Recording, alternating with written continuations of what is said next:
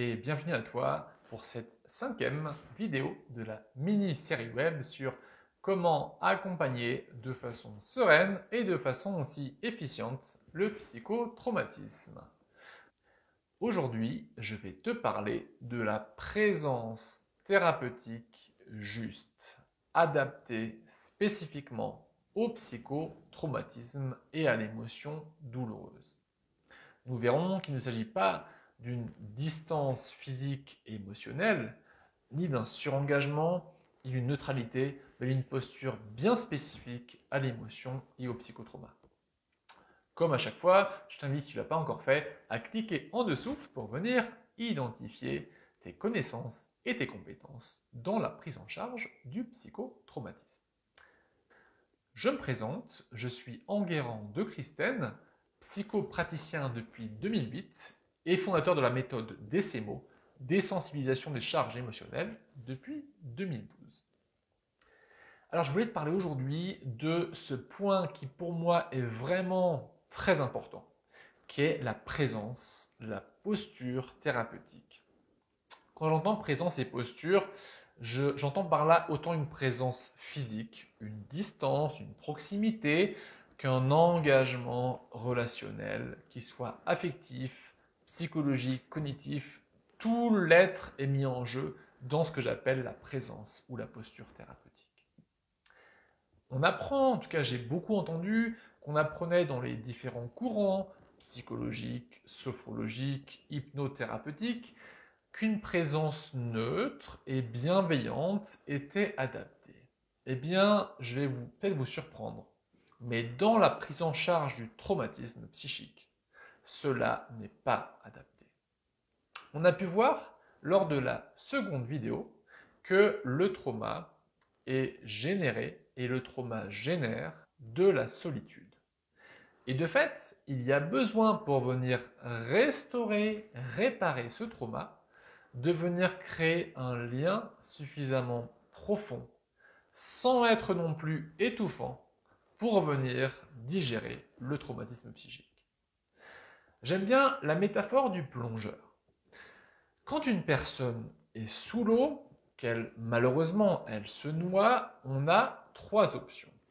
On peut vraiment aller la chercher sans masque, sans tuba, sans bouteille, sans même peut-être savoir nager. De fait, on va être bien en lien avec ce qu'elle vit, parce qu'on goûte la même eau qu'elle. Sur un plan symbolique, on sent la même émotion. L'eau, c'est l'émotion que la personne accompagnée, mais ne pouvant pas respirer, on ne pourra pas l'aider longtemps. La seconde option, qui n'est pas non plus la bonne, c'est de se placer un peu en hélicoptère au-dessus de l'eau. De fait, on pourra bien voir clairement ce qui se passe pour elle, mais sans être en lien empathique, sans pouvoir la rejoindre dans ce qu'elle vit. Et de fait, on va être à une forme de distance qui ne va pas pouvoir être adaptée, ni la prendre en charge directement comme elle en a vraiment besoin. Et enfin, la troisième option, c'est de s'armer de son masque et de son tuba et de pouvoir venir sentir l'eau tout en restant en lien avec l'air, avec sa propre présence, de pouvoir être avec soi, respirer, pouvoir être présent à soi, tout en étant présent pour l'autre, dans ce qu'il vit, d'une façon active, en sentant son émotion, en sentant son corps, ses chairs, en étant vraiment avec elle, mais sans se perdre pour autant complètement dans ce qu'elle vit.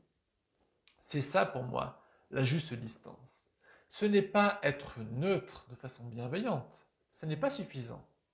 Si je prends l'exemple de l'enfant qui se noie, associé à la métaphore du plongeur, un enfant qui se noie ou un adulte qui se noie n'a pas besoin de compassion, de bienveillance, il a besoin d'engagement. On pourrait dire « Oh, c'est trop dur, je suis triste, j'ai peur pour toi, tu te noies, mais c'est horrible. » Mais ça ne sert à rien. Ce qu'elle a besoin, c'est qu'on y aille, qu'on la prenne en charge, qu'on s'engage de façon corporelle, émotionnelle, cognitive, que tout l'être soit engagé de façon ajustée. Et parfois, la bienveillance sera effectivement la bonne posture.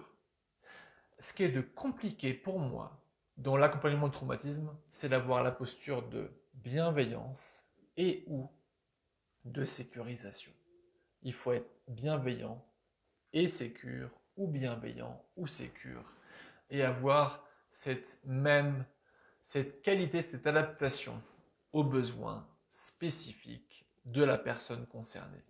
Il n'y aura jamais une seule présence juste, une distance, une proximité, mais il faudra pouvoir se mouiller de façon ajustée, rester un peu dehors en nommant les choses.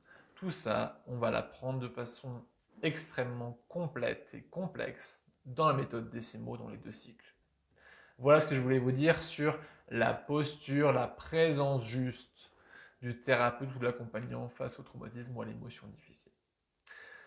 Je vous dis à très bientôt pour une prochaine vidéo. N'hésitez pas à cliquer en dessous pour juste faire un point sur vos compétences, vos connaissances sur la prise en charge du psychotraumatisme. À très bientôt. Au revoir.